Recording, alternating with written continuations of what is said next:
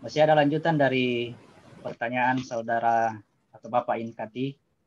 Lanjutan dari ayat tadi, ketika orang-orang munafik, laki-laki dan perempuan.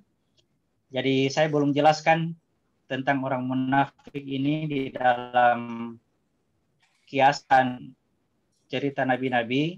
Dia dikiaskan sebagai istri Nabi Lut. Itu yang membawa tanda-tanda orang munafik, yang salah satu tandanya di situ, wa idza haddasa kadzaba. Kalau dia berkata, dia berdusta.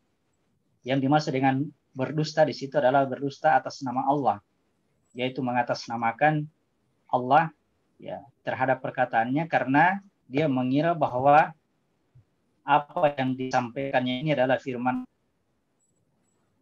ya. Tetapi karena dia tidak mengerti tentang firman Allah, dia hanya menyampaikan apa yang tertulis saja, ya. Itulah disebut dengan orang-orang munafik yang tidak memahami perkataan atau merubah perkataan pada tempatnya. Nah, itulah disebut dengan orang munafik tidak memahami Al-Quran atau tidak menjadikan Al-Quran itu sebagai ruh.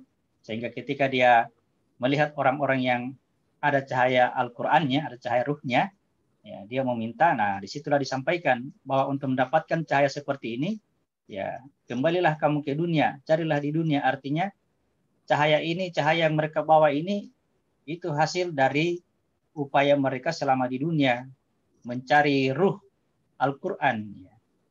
Mencari cahaya sendiri dari Al-Quran. Ya, makanya biar kita hanya sedikit sekali memahami Al-Quran, ya, bahkan boleh dikatakan kita tidak memahaminya sama sekali, itu sangat dianjurkan untuk membacanya itu dengan berusaha untuk memahami, ya. Usahakan untuk pahami, berdoa kepada Allah, mohon petunjuk apa maksudnya ini, kalimat ini, ya. Bukan berebut untuk membacanya sampai tamat dengan janji bahwa kalau kita hafal maka Al-Quran akan memberi syafaat. Sejatinya tidak seperti itu. Yang memberi syafaat itu adalah cahaya-cahaya seperti itu. Karena kita memahami apa yang dikiaskan dalam ayat-ayat Al-Quran itu. Jadi tanda-tanda dalam Al-Quran atau ayat-ayat atau simbol-simbol, ya, itu dimaknai sampai mendapatkan ruh kebenaran, sumber dari Al-Quran itu sendiri, ya, ruhnya. Ruh itulah yang menjadi cahaya, dan cahaya itu didapatkan di dunia ini. Ya. Kemudian di situ ada perumpamaan tentang surga dan neraka tadi, yang ya dinding mempunyai pintu, yang di dalamnya ada rahmat dan di luarnya ada siksa.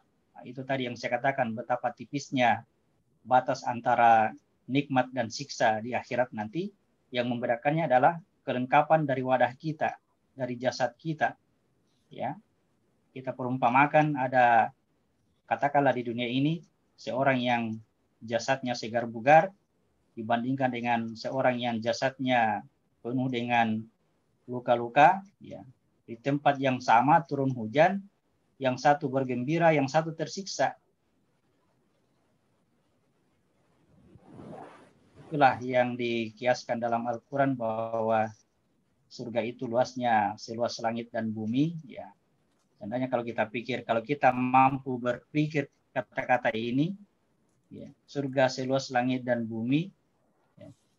Kalau kita bertanya untuk apa lagi disebut bumi, langit saja sudah luar biasa itu luasnya, bumi ini hanya sebuah, seandainya dibahasakan surga itu seluas langit, ya, tapi ternyata tidak. Surga itu seluas langit dan bumi.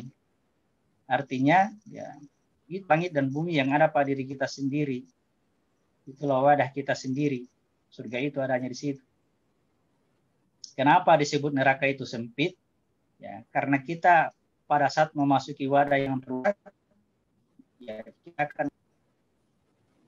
kita bawa ke sini. Kalau kita dalam keadaan menderita siksa di dunia ini, kita selalu merasakan kesempitan. Itu dunia.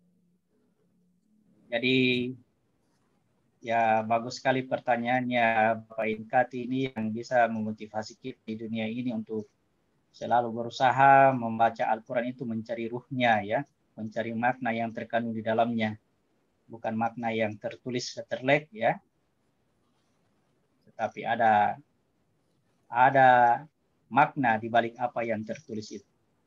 Apa yang tertulis sekarang itu adalah tanda-tanda atau ayat. Baik, ya